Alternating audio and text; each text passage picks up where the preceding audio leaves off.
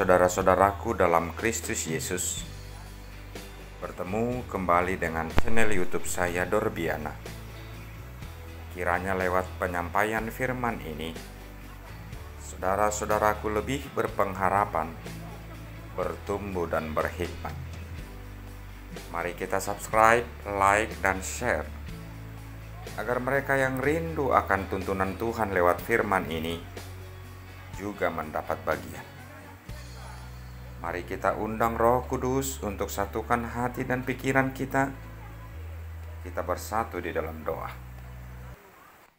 Bapa Surgawi dalam Yesus Kristus, oleh kuasa Roh Kudus-Mu, urapi dan perkenankanlah hamba-Mu untuk memberitakan kebenaran dan kuasa firman-Mu dalam Yesus Kristus. Amin.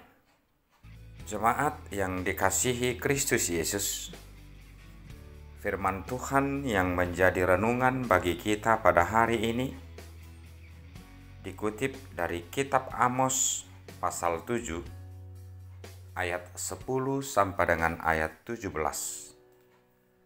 Demikian firman Tuhan.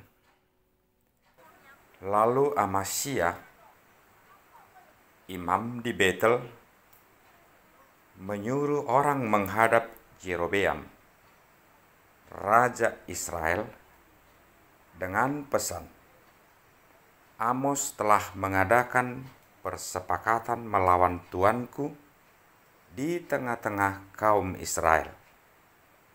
Negeri ini tidak dapat lagi menahan segala perkataannya.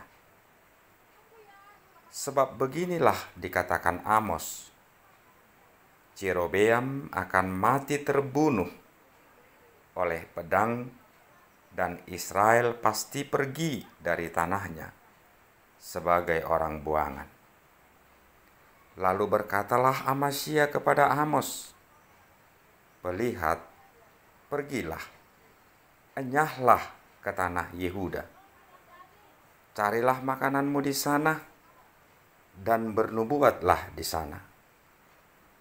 Tetapi jangan lagi bernubuat di Betel, sebab inilah tempat kudus raja.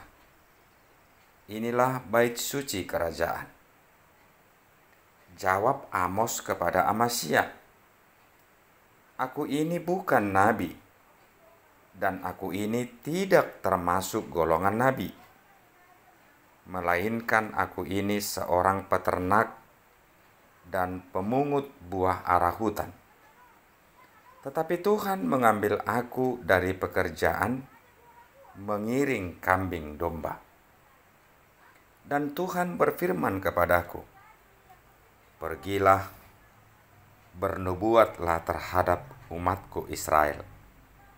Maka sekarang, dengarlah firman Tuhan. Engkau berkata, janganlah bernubuat menentang Israel, dan janganlah ucapkan perkataan menentang keturunan Ishak. Sebab itu beginilah firman Tuhan, istrimu akan bersundal di kota, dan anak-anakmu laki-laki dan perempuan akan tewas oleh pedang. Tanahmu akan dibagi-bagikan dengan memakai tali pengukur. Engkau sendiri akan mati di tanah yang najis, dan Israel pasti pergi dari tanahnya sebagai orang buangan." Demikian firman Tuhan.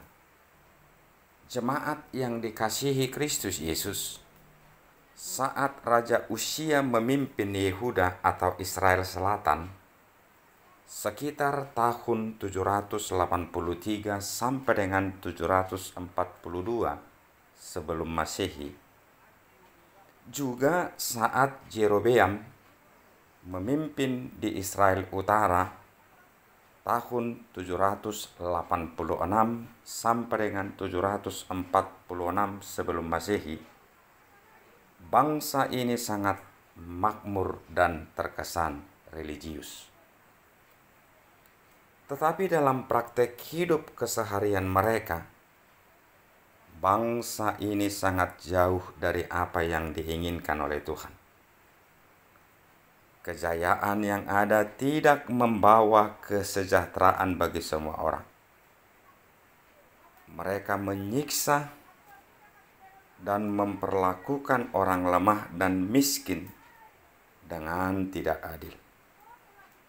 Marak dengan perlakuan ketidakadilan sosial. Bangsa ini begitu giat menyembah Allah, tetapi di lain pihak mereka juga giat melakukan percabulan kepercayaan, menyembah ilah lain atau Allah Bal. Etika moral dan etika sosial bagi bangsa ini tidak berlaku lagi. Dalam kondisi seperti inilah Amos dipilih dan diperintahkan Allah untuk memperingati, mengkritik bangsa ini. Allah tidak mau sistem politik yang hanya memperhatikan lapisan masyarakat atas, para pemimpin, rakyat, dan para imam berlangsung. Ia menyebut bangsa ini telah mengerjakan agama palsu, mengkhianati Allah dengan kesombongan. Amasya adalah seorang imam istana yang diangkat oleh Raja Yerobeam dan bukan pula berasal dari suku Lewi. Ia bertugas untuk mempersiapkan segala bentuk penyembahan di Betel dan mengangkat imam dari setiap bangsa. Amasya mewakili para imam yang menggunakan agama sebagai sarana untuk mencapai tujuan politik. Sebagai seorang imam yang diangkat oleh raja dan bertugas di istana, tentulah ia akan berusaha menyenangkan hati raja. Sikap ini tentu mengamankan keberadaannya juga demi memenuhi kebutuhan finansialnya. Ia imam yang gencar tebar pesona dengan bertopengkan kemakmuran rakyat, tetapi menutup mata dan mulut untuk segala bentuk penyelewengan, korupsi, nepotisme, dan keberhalaan. Ada 3 penglihatan Amos dalam nats ini sekaligus diperkirakan sebagai pemicu kemarahan Amasya. Tuhan akan menghancurkan tempat-tempat kudus Israel. Tuhan akan bangkit melawan keluarga Yerobeam dengan pedang, dan Israel akan terbuang. Amasya akan mati terbunuh di tanah orang najis. Ungkapan ini tentu membuat Amasya, seorang imam yang dipilih istana, juga Raja Yerobeam, merasa terganggu, direndahkan seorang gembala yang hina dan hidupnya sangat sederhana. Dengan segala cara, Amasya berusaha menjatuhkan wibawa dan reputasi Amos. Lalu Amasya melaporkan seluruh tindakan dan perkataan Amos kepada Raja Yerobeam. Ini adalah suatu cara agar siapapun yang mengenal dan bertemu dengan Amos berkonotasi negatif tentang dirinya. Amasya menyerukan kepada publik bahwa keberadaan Nabi Amos hanya sebagai pelihat atau nabi palsu. Dapat kita bandingkan pada 1 Samuel 9 ayat 5 sampai dengan ayat 10. Dia adalah nabi palsu yang mementingkan segala apa yang dibutuhkannya dengan cara-cara yang tidak baik. Amasya juga mempertentangkan soal otoritas, legitimasi, dan soal teritorial. Amos disebutnya sebagai orang luar yang tidak memiliki hak kebebasan berbicara di Betel, tetapi memiliki kebebasan berbicara di Yuda. Amos menjawab Amasya bahwa ia melayani bukanlah untuk mendapatkan uang,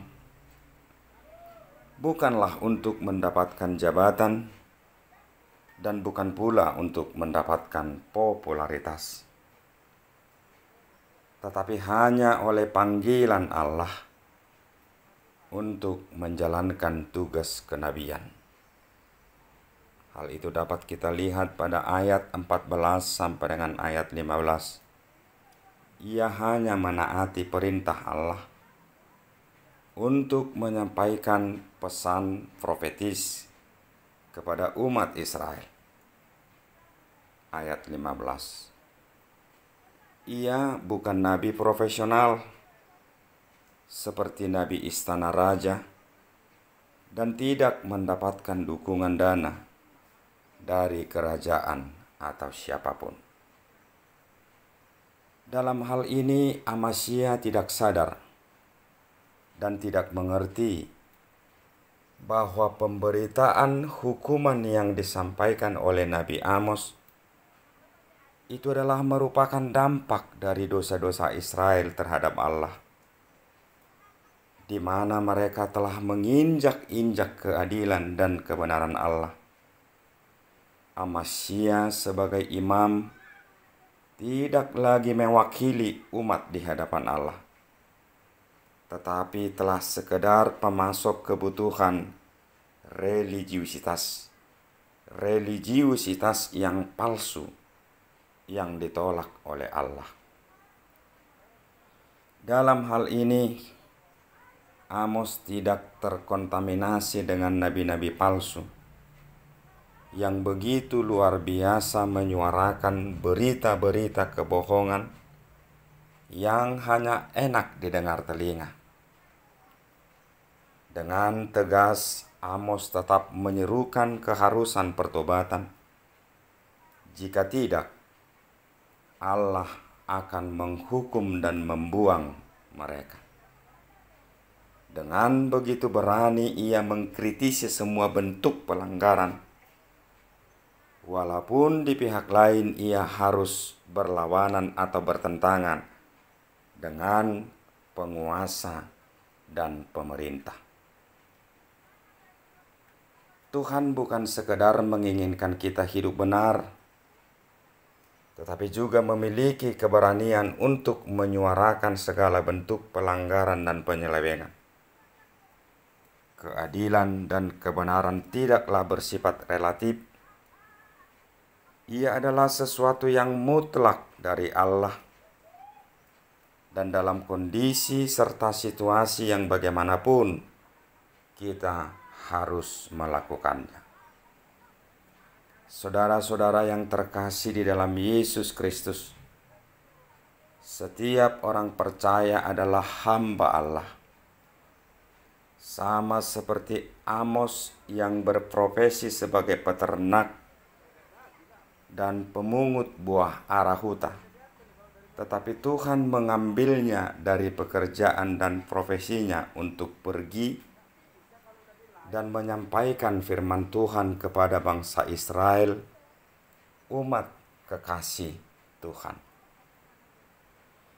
Ini artinya apapun yang menjadi kedudukan, jabatan, dan pekerjaan kita, sesungguhnya Allah turut mengambil dan mengangkat kita menjadi hamba yang diutus untuk mengabarkan kabar baik, kebenaran, dan kasih setia Tuhan.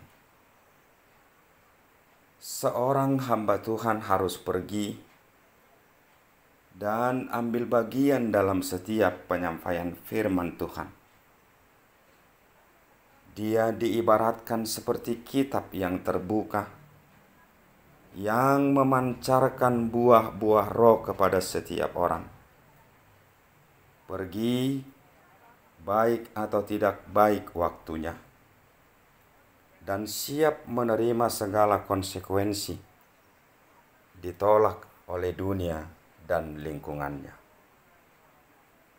Amos, seorang hamba Tuhan yang dibebaskan dari profesi dan pekerjaannya dan diambil untuk melayani Tuhan, untuk mengingatkan perilaku dan karakter bangsa Israel, umat pilihan Tuhan. Namun ia harus mengalami penolakan. Lalu berkatalah Amasya kepada Amos, "Lihat, pergilah, enyahlah ke tanah Yehuda, carilah makananmu di sana, dan bernubuatlah di sana. Tetapi jangan lagi bernubuat di Betel, sebab inilah tempat kudus, inilah bait suci kerajaan."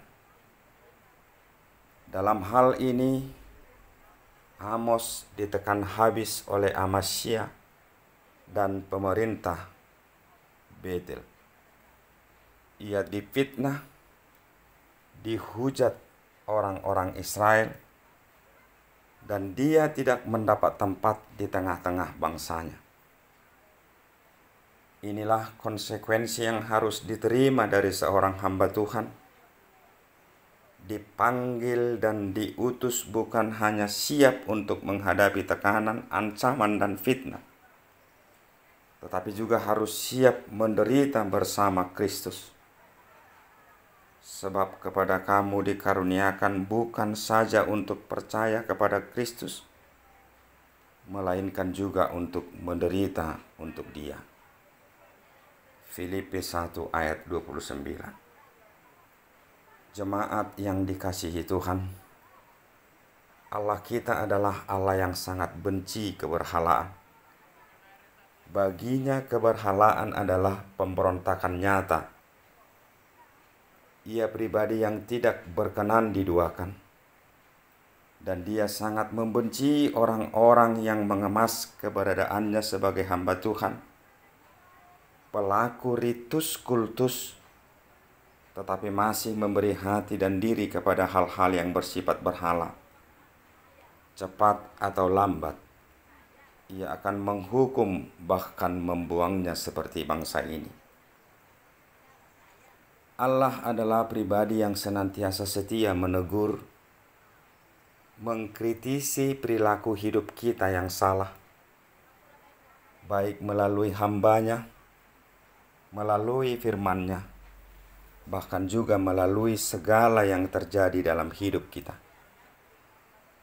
Kita tidak perlu mengeraskan hati untuk itu.